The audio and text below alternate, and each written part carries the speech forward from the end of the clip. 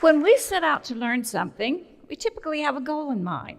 Maybe to do well on an important exam, maybe to master a new technology that will help us get a better job, or maybe to shoot better scores on the golf course.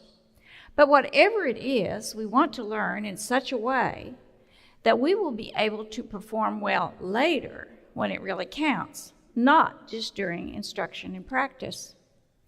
But judging during instruction and practice whether we are actually achieving that goal is no easy task. Most of us have had the experience of thinking we were well prepared for an exam, only to discover during the exam that we were drawing a lot of blanks. Or maybe an experience like I had after completing my training to be an AYSO soccer referee at my first game. We're all out on the field, parents lined up along the sidelines, and I realized I can't remember how to start the game. One reason we can misjudge during instruction and practice whether we are actually learning has to do with an important distinction, the distinction between learning and practice. It is natural to assume that how well we are performing during instruction and practice is a good indicator of how well we are learning.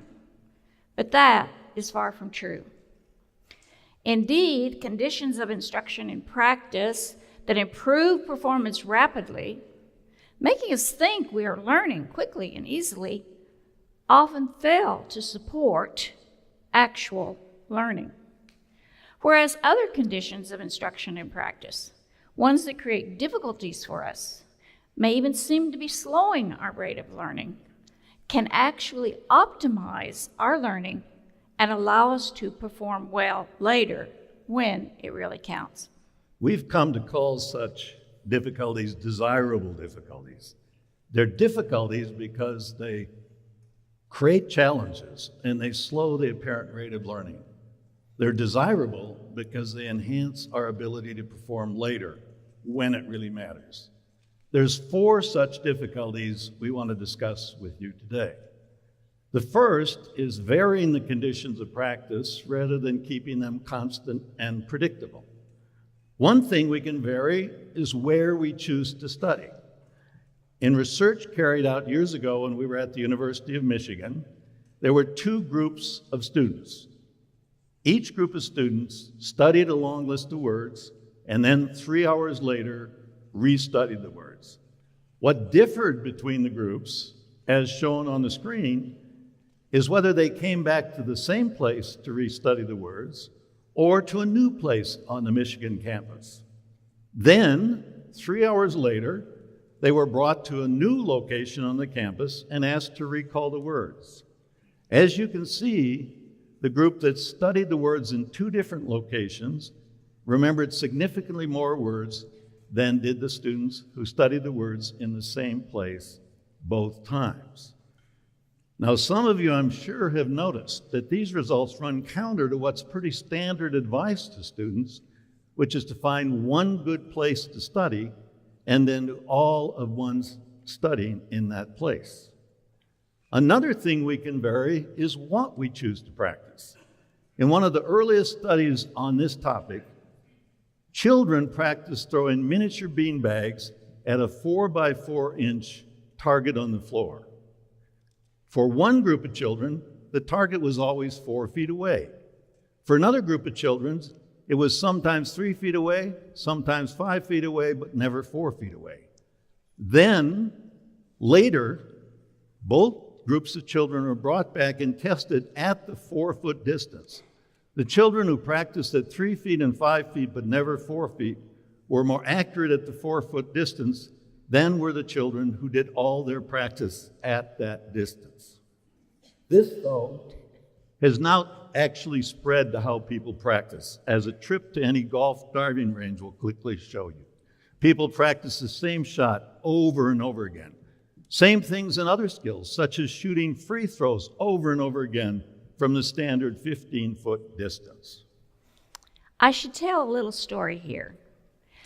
When Shaquille O'Neal was playing for the LA Lakers and having trouble making free throws, leading to the so-called hack-a-shack defense, Bob was quoted in Time magazine as suggesting that perhaps Shaq should try shooting free throws from a mixture of 14 feet and 16 feet, rather than always from the 15-foot free throw line. But as far as we could tell, that advice was never taken. A second desirable difficulty is spacing out the time between repeated study sessions. When we study something once and then study it again, it matters a great deal when it is restudied. If we delay or space the restudying episode, that actually produces much better recall than does studying the material right away again. But what about cramming, a study technique near and dear to many of us who survive college by cramming the night before, maybe the entire night before important exams? The truth is that cramming can work, but only on a test administered right after cramming. If there's something we really want to learn, we should not cram because it's followed by dramatic forgetting. So cramming is a very bad idea. The third desirable difficulty we want to share with you today is to practice retrieving what we are trying to learn rather than restudying it or reviewing it. The act of retrieving is a very powerful learning event, much more powerful than is restudying. Every time we retrieve information after a delay, we modify our memory for that information in a way that makes it much more recallable in the future, say on a test or on the job. So rather than restudying or reviewing, we should practice take practice quizzes, answer questions at the back of chapters, or explain what we are trying to learn to someone else. Our motto should be retrieve or output more, restudy or input less. And finally, another benefit of testing ourselves one way or another is that the more we practice retrieving what we will be tested on later, the more we seem to lower our test anxiety, which can also help us to perform later on an actual test or on the job. That point leads me to recount the day, a lot of years ago, I was on a plane watching the flight attendant demonstrate how to put on an inflatable life vest. I thought, how many times have I seen this? 50 times? 100 times? But something made me think, do I know how to do this? So I closed my eyes. I imagined the plane was down in the water. Some people were screaming. There was a faint smell of smoke. I began to get nervous and sweaty. Where's the life vest? Under the seat, but like how under the seat? In like a Velcro bag? Anyway, I managed to get it out. I held it up. What's the front? What's the back? I slipped it over my head. Then what? Then what? Come on. Some people are yanking some. I can only hope I'm not stuck on the plane behind some of you. Anyway, I imagine that I inflated the vest, got to the exit window, only to find out I wasn't supposed to inflate the vest till I got out of the window. Now, some years later, I was invited to talk at the air traffic control in Oklahoma City. I suggested that there should be one place in the airport where you could actually go and put on a face mask and put on a life vest. That one time of actually doing it would be worth more than dozens of passive observations. I even suggested that after that exercise, you could get a little lapel pin that said, "Follow me, I know how to get out of the plane." The final desirable difficulty we want to share with you today is probably the most counterintuitive study technique: interleaving our study or practice. Perhaps the best way to describe or to explain interleaving is to contrast it to the study technique that most of us use, blocking. Blocking is studying the same topic or practicing the same skill over and over and over again until we feel we've mastered it, and then moving on to the next topic or skill. But when we interleave, we mix together or alternate our study and practice of the several things that we are trying to learn. And a variety of research findings have shown that such interleave practice can optimize our performance later, and often when it matters the most. Consider, for example, a study involving a varsity baseball team in California.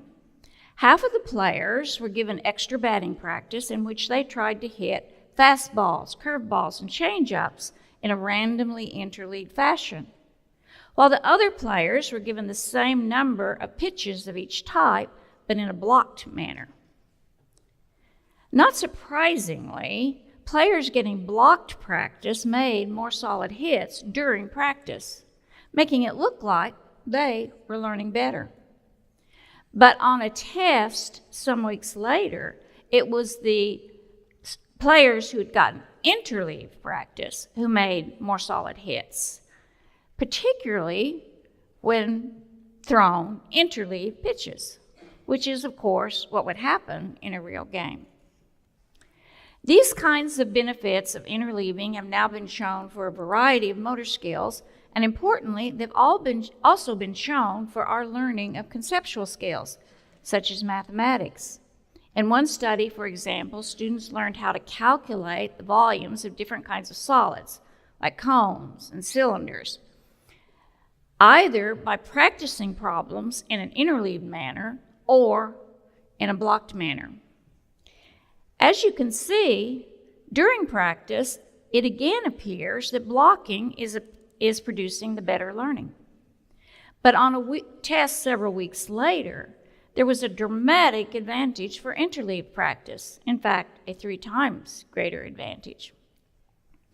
What makes these kinds of results of particular importance is that they call into question the way that problems are assigned in the typical workbooks used in math instruction, where problems of the same type are usually grouped together.